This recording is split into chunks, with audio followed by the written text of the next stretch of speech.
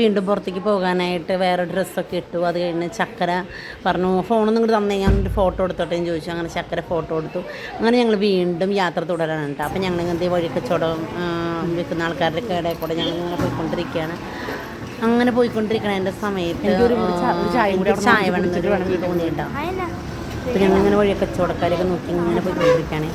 അപ്പം അന്നേരമൊക്കെ ഉണ്ട് ജോബിനെ അവിടെ ഇരിക്കുന്നത്. പക്ഷേ ജോബിനല്ലായിരുന്നു, വേറൊരാളായിരുന്നു.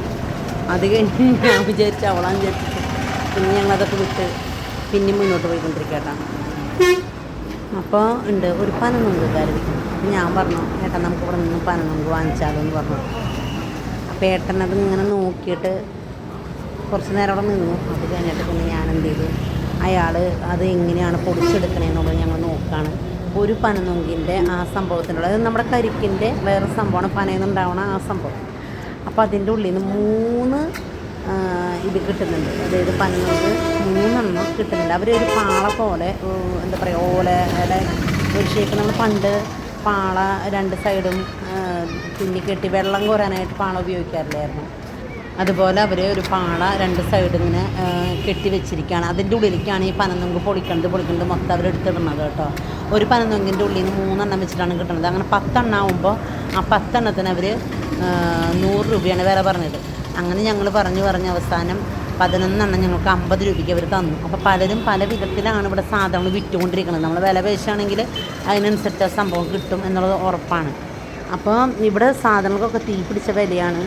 എങ്കിലും എന്താ പറയുക, നമ്മളിങ്ങനെ വന്നതിൻ്റെ പുറത്ത് നമ്മളോട് സാധനം ഇങ്ങനെ വാങ്ങിച്ചു പോകും. ചിലപ്പോൾ നമ്മുടെ നാട്ടിൽ കിട്ടുന്ന സംഭവങ്ങൾ തന്നെയായിരിക്കും. പക്ഷേ നമ്മളിങ്ങനെ വരുമ്പോൾ ഓട്ടോമാറ്റിക്കായിട്ട് ചൂടും ഇവിടെ നല്ല ചൂടും പിന്നെ എന്ന് വെച്ചാൽ കാറ്റുണ്ട് കേട്ടോ.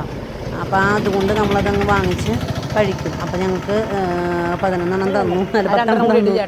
പിന്നെയും ഒരെണ്ണം കൂടി നമ്മളിങ്ങനെ വർത്താനം പറഞ്ഞ് പേശിയിട്ട് ഒരെണ്ണം കൂടി പുള്ളി ഇട്ട് തരണം. അപ്പോൾ ഞങ്ങളതൊക്കെ വാങ്ങിച്ചു. അങ്ങനെ ഞങ്ങൾ വീണ്ടും തിരിച്ച് ഞങ്ങളുടെ റൂമിൽ തന്നെ തിരിച്ചെത്തി. അപ്പോൾ ഇതിൻ്റെ എന്താ പറയുക മാളു തിന്നിട്ടില്ല കേട്ടോ. അപ്പോൾ ഞാനിത് ഇതിൻ്റെ ഉള്ളിലത്തെ വെള്ളമൊക്കെ ഒന്ന് കാണിച്ച് കൊടുക്കാനാണ്. ഇതിൻ്റെ അത് പൊട്ടിച്ചു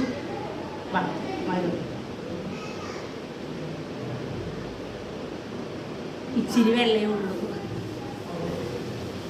ഏതാണ്ട് അവൾ തിന്നിട്ടില്ല, അവൾക്ക് വേണ്ടാന്നാ പറഞ്ഞത്. നമ്മുടെ കരിക്ക് മോഡലിൻ്റെ സാധനം തന്നെയാട്ടോ. തിന്നിട്ടുള്ള ആൾക്കാരൊക്കെ ഉണ്ട്, നമ്മുടെ അവിടെ ഒക്കെ വരാറുണ്ട്.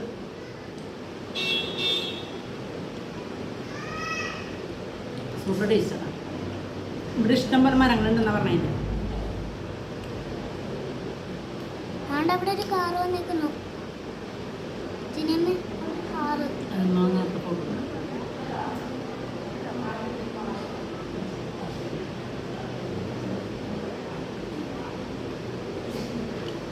ഇത് 10 100 രൂപ.